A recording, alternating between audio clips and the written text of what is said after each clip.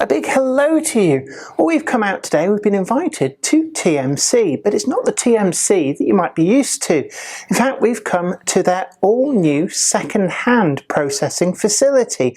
So you can see here, we've got the sign on the door, and we're going to be shown around and see just how TMC goes through the items that come in and makes sure that when they finally reach the website, you know that you're getting a product that has been thoroughly checked and is exactly as described. So let's go in and have a chat with them and see just how they do it. Good morning, Jenny. Hello, it's great to see you. Likewise, come on in. Welcome to TMC's swish new pre-owned department. So this is new. You've just moved in here in the last week or so, and this is where all of TMC's second-hand is going to be processed, graded, photographed, and put on the website. Yeah, and this is the tidiest it's ever going to be. So we timed it quite well. So it was only last Wednesday. We are the following Friday. So less than just over a week we've been here. The guys are now installed, and well, we can show you around a little bit as to how we go about processing pre-owned models. Excellent. And of course you've taken on quite a few of the people who used to work at Hatton's, so it's actually really great for the staff there. It's important as well, so that you get people who can just go straight into the job and know exactly what things are worth and can predict not just past market trends, but have got the knowledge to predict future market trends.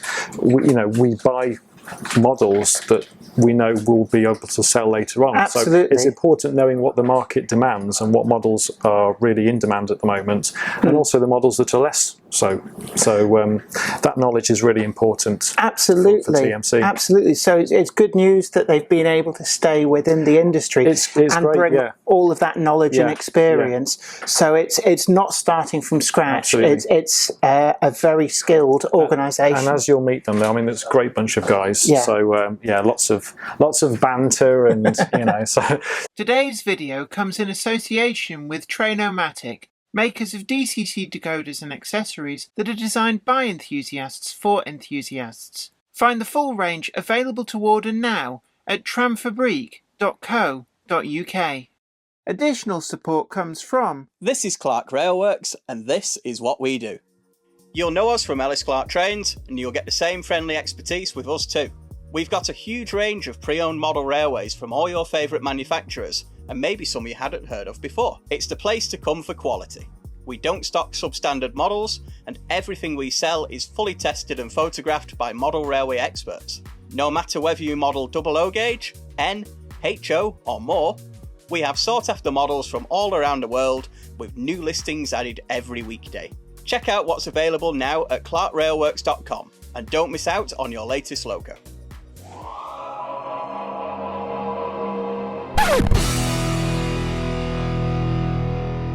This is a collection or a series of collections which have just come in, models that we've agreed on a value with. The sellers have sold them, they've arrived with us, but we haven't gone through the contents of the boxes yet. So how would that procedure start? So when people first want to get in contact, what is the process? Email or call. We love to have lists. Lists are great, specifically product codes. So the product codes, I'd say, would probably be the most important thing to start with, and then obviously it's all about condition. So basically what it says on the end of the box is... It gives us a good idea. Yeah. I mean, ultimately, until we've actually seen the model in person, I mean, somebody could say it's a runner, and we have had this before. They think it's a runner, it arrives with us, and they've forgotten to run it for 5-6 years, and it turns out that... So it needs a little bit of TLC, but that is something that you've got people here who've got the skills to be able to do simple fixes. Yeah, so it's not the end of the world if it's maybe a little bit of a stuttery runner. No, I mean, we do try and repair things if it's like a small cosmetic thing, or it could be a coupling missing. It could just be something silly like somebody who's had the model has configured the decoder differently to how somebody would expect it to perform on their model railway. So I guess during the process as well, DCC fitted, reset that to factory standard, so that people know when they buy something, if it's DCC fitted, they're not going to have to anticipate what somebody might have done in the past. To be able to get it to run exactly how they want. Minimising the headaches, that's what it's about, because you want the customer to go home with a happy satisfied Absolutely, customer. and of course the whole process is about that in terms of accurately grading items, so that what you see in the listing, you know, is what you get when you buy that. So all of these here. So if we pick a couple of items, we certainly can. We can kind of follow them through the process and just see how each stage of the process works. So sure. So let's. Well, this box is quite handy here. It really is pick of the draw what you will get on any particular day. These are effectively small-ish collections that have come in. But if you can see just behind us there, all of those pink boxes, that's one person's collection that's come in for valuation and photography to go through. So in terms of the size of the collections, we will take anything. It doesn't matter how small it is. So from a single item through to literally thousands. Yep, and we find that because we are a retailer that has a vast spread of products online, if you trade in your second hand with us, you can use that as credit to spend on our website or in store, or you can take it home. You know, it's entirely up to you. So you can choose to either get a payment, or if you know you're going to be putting it towards something else. And we find that's often the case. Yeah. So if we grab a couple of items from here. Yeah, so how about this? Is quite stark, isn't one it? of the flangeway snowplows. So these, obviously at the time, they're very popular, sold out the first batch very, very quickly. So that would be a good starting point. We've got all of the information on the end about what that is. See, I think we've got a locomotive there. So I think a lot of people would view a locomotive as being something that they would want to trade in as a big ticket item. So this here, for example, Prince William Class 47, one of the Royal Train Class 47s. This was Helgen's first release of the Class 47 in 00. You can see the older packaging there. Obviously Helgen's now released a completely new retooled model. And sometimes people just want to change and upgrade. Absolutely, yeah. In terms of things like DCC features, it can sometimes be easier if that's the route you want to go with the newer models. And does having things like the original box, how important is that in terms of dealing with second-hand items? I can actually hand you over to somebody who does all the valuing for us. So hi, Jonathan. Hi. It's great to see you. And we've met before, actually, at Hatton's. We did, a bit of a reunion. And it's great, actually, that you're still within the industry here at TMC. So it's fantastic. I mean, you know, you kind of think maybe that was the end of your journey, and here we are still going.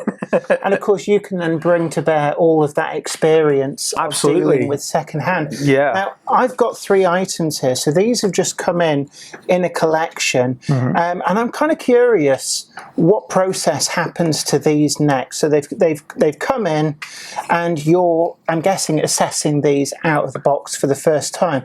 And I just wanted to talk a little bit about what can change the price. So obviously I think one of the first things that everybody's aware of is having the box. How significant is having a box with an item? It's quite a major thing, really. And, like, you know, don't panic if your item doesn't have a box. Obviously, you know, we can still give you an offer for it. But the box does certainly add kind of an additional value to it, because to us, it helps us resell it, and it also protects the item as well. You know, it's much easier for us to be able to kind of put that on our website and post it out to a customer than say something that is unboxed, because, you know, once you repackage it, you know, we do obviously use lots of bubble wrap, but we use a nice kind of custom box to put it in as well. But the original packaging is always best as well, so that always kind of plays to the benefit of the item. And in terms of, I know weathering is quite popular now. How much of a bearing would weathering, say, have on an item in terms of if the user has weathered it themselves? How would you actually grade that, and what effect would it have, if anything, on the price? So obviously, being TMC, you know, we're well known for our weathering and all our custom finishes.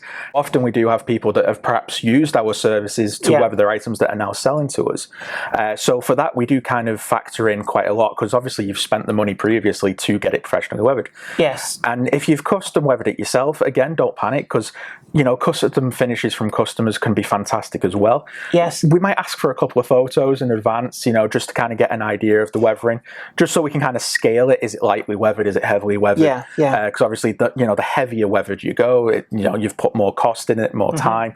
So that helps us kind of give you the accurate bang on offer. But yeah, it can definitely add value to the item. So it's always worth mentioning it if you have weathered and it. Presumably as well, if somebody, say, renumbered an item and renamed it. Because I know certainly one of the items I've picked out here is an A4. Yes. And one of the things which is quite frustrating when you're a modeller is that the companies that make these don't always put out every identity that you might they want. don't. No. So renaming and renumbering is a big thing to get the specific model that you want. And does that have a bearing as well? So again, it will increase the value of the item, and that will be kind of scaled based on how much effort you've gone to. For example, if you've included like etched nameplates and aspects like that with a high quality finish, then that we will acknowledge that and pay pay more for the item. Absolutely, Whereas if it's perhaps just a slight number adjustment, you will still get more for that. But it's based on what information you give us, kind of quantifies what we can give you in the offer. And if people have DCC fitted it, is it? I think some people think, oh, I won't get anything extra for the fact there's a decoder in there. Should I take it out? Is it better to send it with or without the decoders? Is that something that's taken into account? Yeah. So for decoders, we do increase the offer again, and even obviously for sound fitting with the sound decoders as well, that increases the value quite significantly. So it's always worth leaving them in, unless of course you did want them for another loco you've already got in your collection. But yeah, you can leave them in as long as you let us know in advance. We can factor that into the offer, and then it gets you the fairest offer that we can give you as well. And so how would you go about actually valuing something that has not been new in the shops for quite some time? So we're talking about slightly more historical items, maybe actually quite hard to get. Yeah. How do you start putting a price on these? Because it isn't necessarily the price that it was when it was new. No, of course not. I mean, the hobby and the industry has fluctuated so much over the years. So what we've got a nice, reliable computer system that kind of has all our sales history and database on there. So I can look for products basically across the kind of history of releases, see what sort of prices we've had in the past, see kind of how the selling, how fast have they sold for that price. And then of course we do look at external websites and external sources, like we have the Ramsey's books, and that gives us kind of a good context for any item that we're really looking at, and just kind of give us the best figure that we can for it as well. Yeah. So on your system you've already got items that have been bought in the past. Yeah. These have already been graded, gone through the system. Yeah. So I'm guessing if, for example, you get one of these and it's in perfect condition, it's very easy to say, well, we've already got one in perfect condition. This is the price that it's selling at. Yeah. So it's quite a quick and easy process. Yeah. But if, for example, we've got one here which I believe has got a little bit of damage, how would you go about grading that? So for that, the first thing we'd have to do is obviously we'd do a rigorous test. We'd triage what the damage is, because we do attempt to fix and repair any item that does have damage. So we'll run it through our team of repairers over there, and what they'll do is they'll give it a test, see what's missing. If we've got the spare parts to fix it, we can do paint touch-ups as well to kind of, if there's any damage that way as well. And then what we'll do is anything that's been modified in that respect, we will mention it in the description. If of course there is damage that we just can't repair, so if it's just unfortunately the motor's died completely and it's not something that we can fix, we will mention that. And then what we'll do is we'll look at the price of what a new item would be, and then scale it back based on the kind of condition that we've noted, but again, that would be based on heavily testing it and trying as much as possible to repair any item, because we do appreciate people want these items in as new condition, so we do try and repair as much as we can.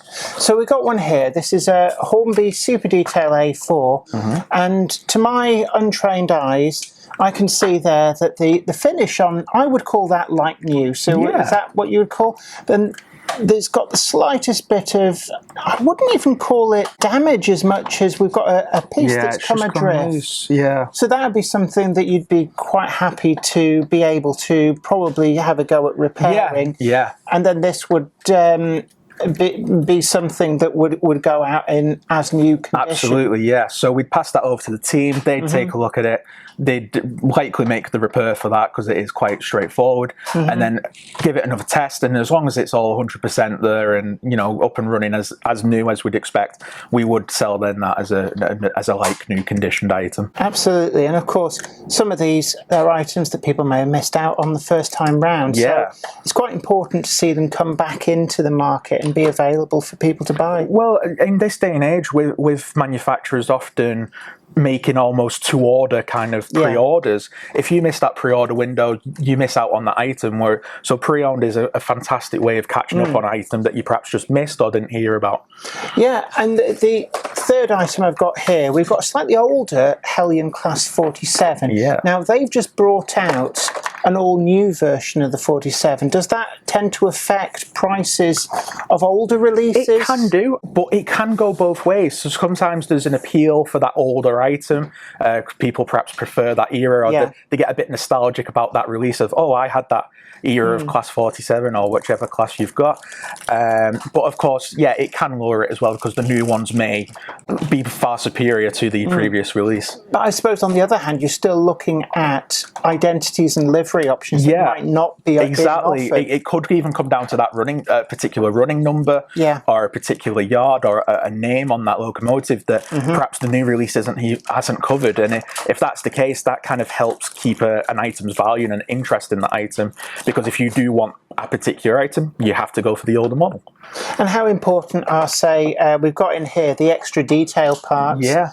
Is this something that is better to have fitted or left in the original packet? How would you assess that? Or does it not change things much at all? It doesn't change it too much, because what we do is we do include it in the description if a detailing pack's been included or fitted.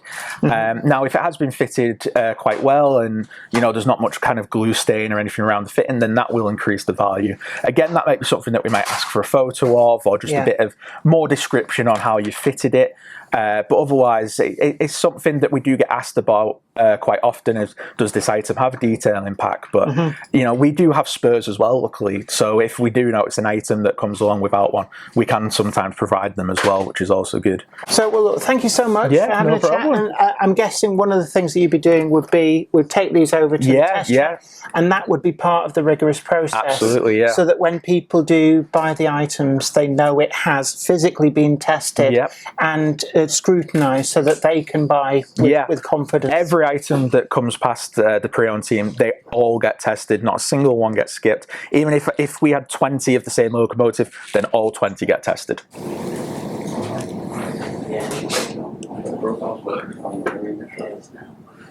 So it's actually got some quite good low-speed running. This is just straight out of the box, plonked on the test track. Okay. And we've got all the different gauges here as well. O gauge, double O, TT and N gauge. And then of course you've got your narrow gauge combinations as well that will also run on these tracks. So pretty much everything can be tested. So Jenny, now you've had a good chat with Jonathan, I'm going to take you across now to meet Ian, who does all of our photography. So this is a flash bit of kit that we can show you. Yeah, I've seen this. This is, I mean, this isn't a cheap piece of equipment. This is really quite cutting edge. This is like family car territory, effectively. But I've been told how much they cost. It's a very nice family car territory. Yes. So Ian is our guru. Hi, how are you doing? And I think I should probably hand you over to Ian, who will show you all the ins and outs of how this works and all the different settings, and you can have a play with the lasers and things. Oh, yeah, lasers. Lasers, I know, right? So Ian, take it away. What we do here is after it's all been processed and been checked and tested, they'll come to me to photograph, which we'll use this lovely piece of equipment called the Orbit View. This is a very professional level piece of kit. It is, it really is. And I take it what we're actually seeing on the screen now, this is a model you've done previously, and that's been done in this booth here. That's correct. So we're getting really high resolution pictures of the model, but from all sorts of angles. So it's almost like a person is physically able to pick up a model and look at it at all the different angles and see any flaws that it might have, and be confident that what they see in the listing is what they're going to get. And I mean, what do we need to know about taking these pictures? Because people look at that and see we've got it from all these different angles. What do we actually need to do to get it to do that? Well, it's already pre-programmed in for the actual orbit view itself, where we can select how many photos can be taken, between 6 photos to 72 photos, depending on how many. With TMC, we use 12 photos for pre-owned and 24 photos for new stock. Right. So we think 12 is ideal to get a full 360 rotation, so you can see as it's going around, you can see all the angles. I'll just cancel that. So basically there's nothing that's hidden in that listing. Nothing's hidden. Everything is there. So if you're interested in, say, well, I want to see, is that buffer at the right angle? Is it missing something? Everything is revealed in this rotation, because there's nothing that is not shown in the listing. What you see is what you get. Yeah. So if you see like the run number, if it was scraped off there, you'd see it on that photograph. So how do we get from this pile of stuff that's been through the assessment process to that there, which is then going to go on the listing on the website? Well, what I'll do is I'll show you a demonstration, but I'll have you do the photos. Oh, right. So yes, we can do that. Yeah. So what we'll do is we'll create, it's called a session. So this is one session. So we'll create a brand new session, and all we'll do is we'll put the product code in. So we'll start with the Helgen. Okay. Which so this is a fairly straightforward one. We can do it pretty much like the one that's already spinning on your computer screen. So what that's done now is that's created a blank screen. So I can see that the lights come on instantly in the magic box. It's already set at an angle. We have it so we set it 50 degrees. So when we put the item in, the front is facing us, so it pointing lines towards us. That's correct. Okay, and how do you know exactly where to place it in there? Because it's quite a large area. If you press that button there behind there, it's turned on 2 lasers, making a cross section. So where X literally marks the spot. So what we'll do is we'll line this up as best as we can, and you can see it on the screen here as well. Oh wow, so it's actually coming up on the screen as you're doing it, so you can refer to that. So what you're trying to do here is get the centre of the locomotive right in the centre of the screen. So presumably when it spins, it's not going to go off the screen in any particular direction. Close that over. Right. It's set at an angle of 50 degrees, so the front is facing ourselves. Yes. And then all you have to do, it's already set at 12 images. And then that presumably is it gives you all the information that somebody would need of a second-hand item. And all you need to do now is press enter. Oh wow. So what it'll do is it'll rotate to 0 degrees, and then every 30 degrees it'll take an image. It takes 2 images, one with the light on, and you'll see it when it goes dark. Yeah. So it momentarily turns the lights off. Okay. It's called a layer mask. So when you adjust the light levels, then you'll get more clarity. Right, okay. It won't look overexposed, and it's easier to take away any background as well. I'm with you. And then that's done. And there you are. And that's what it'll appear like on the website after we've cropped it down. Perfect. And of course there you can see we've got all the detail, not just of the locomotive, but you can see any of the crinkles in the box. Exactly. The code on the box is all visible, the running number, all of the detail. So it's pretty much everything that a second-hand buyer could want to get all the information they need. So all we'll do now is we'll now crop it down, and we usually crop it to 16:9. So that just gets rid of all the unnecessary white at the edge to make the image more manageable.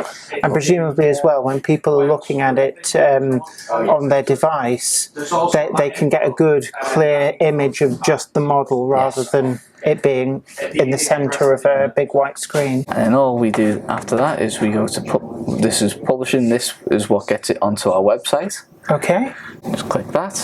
And that presumably then will match that with the description that's already been made of it, and that it creates the listing. Yeah, it links together onto our website, and then when you search it up, you'll get that image.